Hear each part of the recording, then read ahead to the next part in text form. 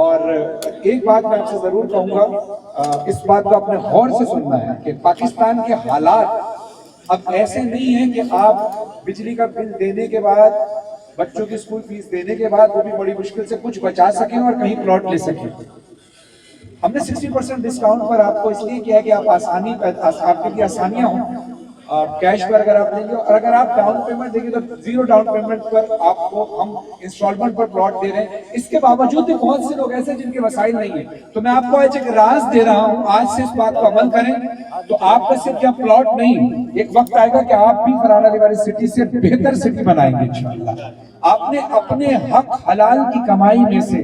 کچھ حصہ یہ سوچ کر نکالنا ہے کہ میں نے اللہ کی راہ میں خرچ کرنا ہے، اور کچھ حصہ آپ نے بھلے وہ 10% ہو 5% ہو، آپ 10,000 مہینہ کماتے ہیں اس میں سے بھلے آپ 100 روپے نکالیں اور اس کا ایک حصہ آپ اللہ کی راہ میں خرچ کریں، رسول اللہ اور آل محمد کے نام پر خرچ کریں، اور ایک حصہ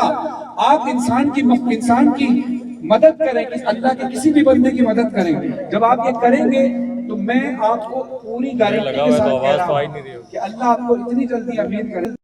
کہ آپ کے گھر سے لوگوں کے گھر چلیں گے۔ یہاں پر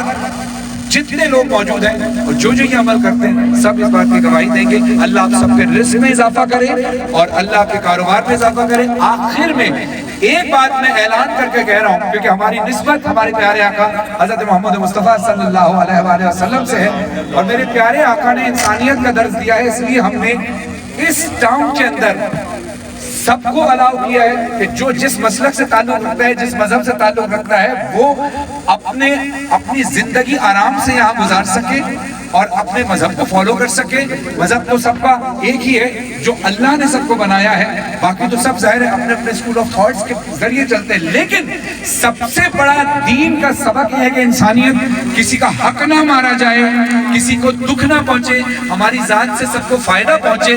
تو اس لیے جب مسجد بنے گی یا امام بارگاہ بنے گا تو برابر میں کھڑے ہونے والے کو یہ نہیں پتا ہوگا کہ ہمارے برابر میں کوئی امیر کھڑا ہے یا غریب، کسی رکشے والے نے پلاٹ لیا ہے یا کسی ملینر نے پلاٹ لیا ہے یا کسی ایک طبقے کے شخص نے پلاٹ نہیں لیا، یہاں سب نے پلاٹ لیے ہیں۔ اور یہ تصور ہم نے پیش کرنے کی کوشش کی، اللہ سے دعا کی تھی کہ یہاں پر کسی امیر کو غریب پر، غریب کو امیر پر فوقیت حاصل نہ ہو۔ ہاں، جس نے اللہ نے عطا کیا ہے اس کے لیے دعا کریں، اللہ آپ کو بھی عطا کرے گا۔ آخر میں رسول خدا صلی اللہ علیہ وسلم کی حدیث پڑھوں گا کہ رسول خدا صلی اللہ علیہ وسلم فرماتے ہیں، انا مدینۃ العلم و علی بابھا، میں علم کا شہر ہوں اور علی اس کا دروازہ ہے۔ اب یہ نسبت ذہن میں رکھیں، یہ ہے فرحان علی والی سٹی۔ آج دروازے کی بنیاد رکھ دی گئی ہے۔ دروازہ خوبصورت ہوگا تو شہر بھی خوبصورت ہوگا۔ دروازہ مولا علی سے منسوب ہے،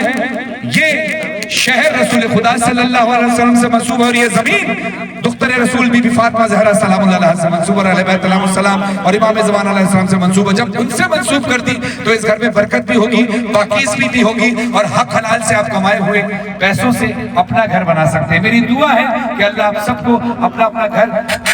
ملنے کی سعادت نصیب فرمائے، اور ہمیں اس مشن میں کامیابی عطا فرمائے کہ ہم آپ کو صرف کے دل سے جو محنت کر رہے ہیں اس کو ہم ڈیلیور کر سکیں۔ بہت بہت